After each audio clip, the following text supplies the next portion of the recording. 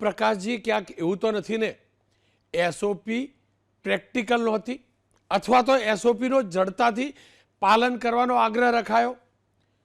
હકીકત હતી ઇશ્યુ. જો હવે રસ્તો નીકળી શક્યો તો પહેલાં કેમ નહીં? કારણ શું રહ્યું? સાહેબ, આજની તારીખમાં જે પણ એસઓપી છે આ પબ્લિક સેફટીને ધ્યાને રાખીને બનાવવામાં આવી છે. હા, છેલ્લી મિટિંગ જે પણ અહીંયા રાજકોટમાં આ સોરેના સિંદૂર લોકમેળા પહેલા અમુક રાઇડ એસોસિએશન દ્વારા મુલાકાત થઈને આ લોકો દ્વારા અમુક ઇસ્યુ સજેસ્ટ કરવામાં આવ્યા, સરકારને ધ્યાને મૂક્યા છે અને સરકારે પણ ખૂબ જ પોઝિટિવ રીતે લઈને આ તમામ ઇસ્યુનું નિરાકરણ કરવાનો પ્રયત્ન કર્યું છે. જ્યાં અગાઉમાં એક ડેટ એક્સટેન્ડેડ જે સમય મર્યાદા 60 ડેઝની હતી ઇન્સ્પેક્શનની, આને 30 ડેઝ કરવામાં આવી.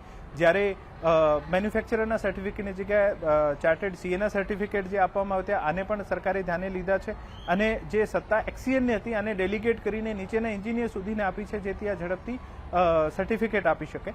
તો ખરેખર એસઓપી જે છે આમાં જેટલું પબ્લિક સેફટીને ધ્યાને રાખીને ચેન્જીસ કરી શકાય એટલું સરકારે કર્યું પણ છે અને તંત્રે પણ એવી જ રીતે ખૂબ મહેનત કરીને આ લોકોને સપોર્ટ કર્યું છે. પણ અમુક આસ્પેક્ટ એવા પણ છે જે રાઇડ ઓનર્સને પણ ધીરે ધીરે ધ્યાન રાખવું પડશે. ગઈકાલે જ હું એક ઇન્ટરવ્યુ સાંભળતો હતો ત્યારે એક રાઇડ ઓનર્સ કહેતા હતા કે અમારે છેલ્લા 20 વર્ષનો ઇતિહાસ છે, કોઈ દુર્ઘટના નહીં ઘટી. પણ આપણે દુર્ઘટના ઇતિહાસના બેસિસ ઉપર જજ નહીં કરી શકીએ.